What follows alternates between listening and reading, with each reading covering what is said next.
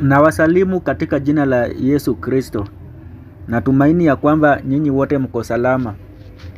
Kuna swali moja ambayo mtu aliniuliza. Alikuwa anauliza, je, Yesu Kristo ni Mungu? Kwa maana alipokuwa hapa duniani alikuwa anasema tu yeye ni mwana wa Mungu, yeye ni mwana wa Mungu, lakini kwa maandiko hakuna mahali anasema ya kwamba mimi ni Mungu. Sasa mtu akauliza, je, Yesu ni Mungu? Sasa katika maandiko Biblia inasema ya kwamba mtu akitaka julikane kuwa ni wa kweli ni lazima yeye ndiye ashuhudiwe. Sio yeye ajishuhudie, ashuhudiwe. Kristo Yesu naye pia wakati alikuja hapa duniani, yeye alikuja kushuhudia Baba ili tujue kwamba Baba ni wa kweli. Naye pia wakati aliondoka, sasa ni Roho Mtakatifu ndio anamshuhudia yeye. Hiyo ni kitabu cha John chapter 15 verse number 26. John 15 verse number 26. Yesu anasema, lakini ajapo huyo msaidizi nitakayempeleka kutoka kwa Baba, huyo Roho wa kweli atokaye kwa Baba, yeye atanishuhudia. Kwa hivyo Yesu Kristo hakujishuhudia mwenyewe wala hakujitukuza mwenyewe. Yule Roho Mtakatifu ambaye alituachia ndio anamshuhudia yeye. Huyo Roho ndiye anamshuhudia yeye. Kwa hivyo yeye wakati alikuwa hapa duniani hakuwa na haja ya kushuhudia wanadamu ya kwamba yeye ni Mungu. Ndio maana tuambia kwenye kitabu cha John chapter 15 verse number 50. Wala mimi si utafuti utukufu wangu, yuko mwenye kutafuta na kuhukumu. Kwa hivyo wakati Yesu Kristo alikuwa hapa duniani, yeye hakuwa anajitafutia utukufu. Hakuwa anajitafutia utukufu wake. Anajua kwamba kuna yule mtu ambaye atatafuta utukufu wake. Kwa hivyo yeye wakati alikuwa hapa duniani alikuwa anatafuta utukufu wa Baba, ili watu wajue Baba ni wa kweli, ili watu wajue Baba yake. So yeye alikuwa anatafuta utukufu wa Baba. Kwa hivyo yeye anasema ya kwamba hakutafuta utukufu wake mwenyewe.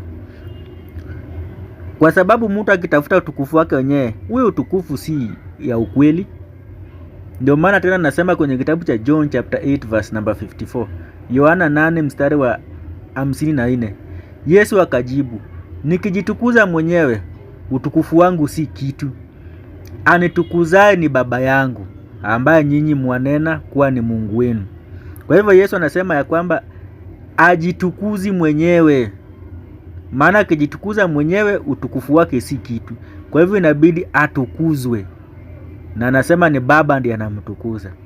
Ajitukuzi mwenyewe, ajishuhudii mwenyewe. Kwa hivyo ni Baba ndiye anamtukuza, ni Baba ndiye anamshuhudia. Amesema mtu akijishuhudia mwenyewe, hiyo ushuhuda wake si kitu. Mtu akijitukuza mwenyewe, hiyo utukufu wake si kitu. Ndio tena Biblia inasema kitabu cha John chapter 5 verse number 31. Yesu anasema, mimi nikijishuhudia mwenyewe, ushuhuda wangu si kweli. Yesu anasema hivyo, nikijishuhudia mwenyewe, ushuhuda wangu si kweli. Kwa hivyo Yesu ajishuhudii mwenyewe. Anasema yuko mtu ambaye anamshuhudia. Na ametuambia kwenye kitabu cha John 15 verse number 26.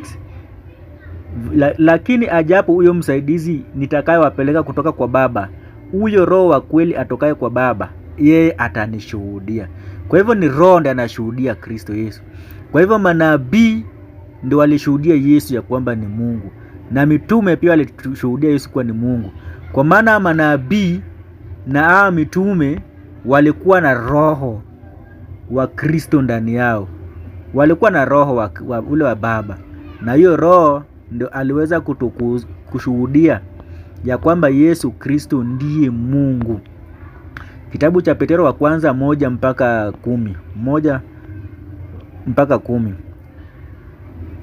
First Peter 1:10. Biblia inasema, katika habari ya wokovu huo manabii walitafuta na kuchunguza ambao walitabiri habari za neema itakayowafikia nyinyi.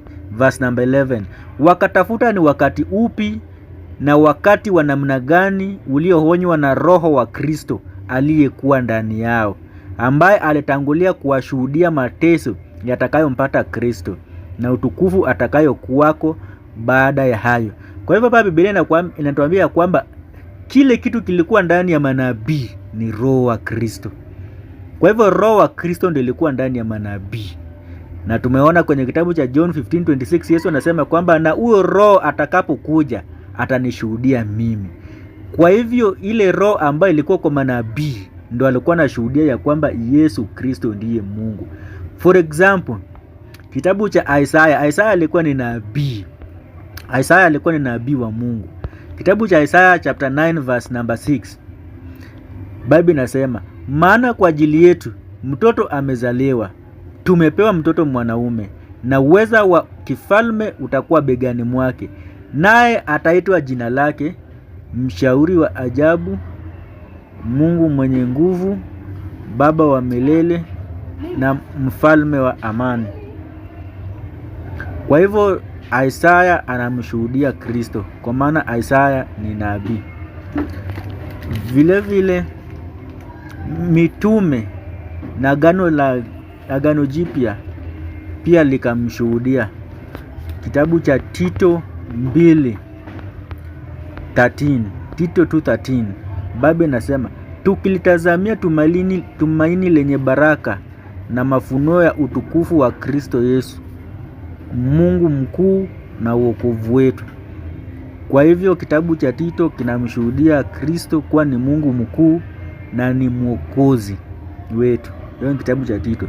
Alikadhalika kitabu cha Warumi 9:5, Biblia inasema, ambao mababu ni wao, katika hao alitoka Kristo kwa jinsi ya mwili, ndiye aliye juu ya mambo yote, Mungu mwenye kuhimidiwa milele na milele. Alikadhalika Paulo pia anamshuhudia kwenye kitabu cha Warumi 9:5 ya kwamba yeye ni Mungu. Yohana pia anamshuhudia. Kitabu cha Yohana wa kwanza 5 mpaka mstari wa 20. 1 John 5:20. Nasi tuwajua ya kwamba mwana wa Mungu amekwisha kuja, naye ametupa akili kwamba tumjue yeye aliye wa kweli, nasi tumo ndani yake yeye aliye wa kweli, yaani ndani ya mwana wake Yesu Kristo. Huyu ndiye Mungu wa kweli na uzima wa milele. Halikadhalika Yohana amemshuhudia. Tomaso pia anamshuhudia, ambaye alikuwa ni mwanafunzi wake. Kitabu cha Yohana 20 mstari wa 28, John 20:28. Tomaso akajibu akamwambia, Bwana wangu na Mungu wangu. Halikadhalika Timotheo pia anamshuhudia. Kitabu cha Timotheo wa kwanza 3 mpaka 16. Bila shaka siri ya utauwa ni kuu. Mungu alidhihirishwa katika mwili, akajulika kuwa na haki katika roho, akaonekana na malaika, akahubiriwa katika mataifa, akaaminika katika ulimwengu, akachukuliwa juu katika utukufu. Kwa hivyo hapo pia anajulikana kuwa ni Mungu. Yesu anajulikana kuwa ni Mungu ambaye alidhihirika katika mwili. Na kama vile walivyomshuhudia kwamba ni Mungu, walimwabudu. Kitabu cha Luka 24 verse number 52. Wakamwabudu kisha wakarudi Yerusalemu wenye furaha. Hiyo ni kitabu cha Luka. Ukianza hapo 51 nasema, ikawa katika kuwabariki alijitenga akachukuliwa mbinguni. Wakamwabudu kisha wakarudi Yerusalemu wenye furaha. Sasa hivyo ndio kunaenda.